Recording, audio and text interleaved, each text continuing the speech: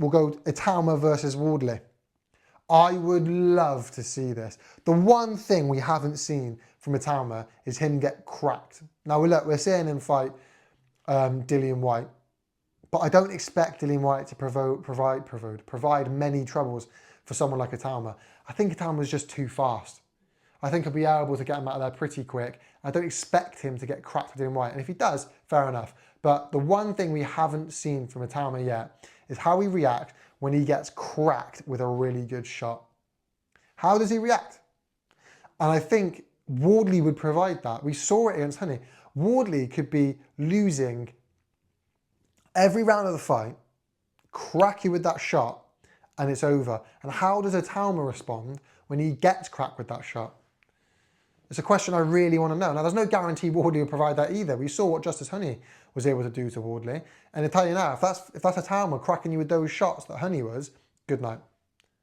Good night, because Itauma was putting you to sleep, and we won't see Itauma tested because Wardley wouldn't get the chance to crack him with one. But I think Wardley would have learned a lot from that fight.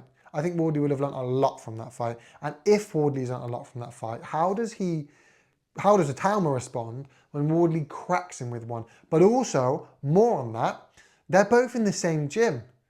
You can't have two world level prospects, both world title holder hopefuls from the same gym. They're on a collision course.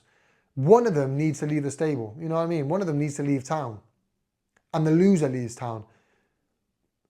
It's difficult. I don't think we'll see it because they are in the same gym.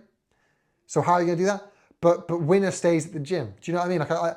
You can't have two prospects at this level. There's a conflict of interest there. It's bad enough that they're the same promotion and the same gym. This is what's going to create, perhaps then, Itauma gets a WBO. Oh, sorry, he's not WBO, is he? He's not actually a mandatory. What am I talking about? I don't think. But anyway, if Wardley, let's just say Itauma gets WBO, Wardley gets WBA. You got two title fighters, same gym, same promote. They're not going to fight each other, and you're stuck in a stalemate where no one wants to unify the division.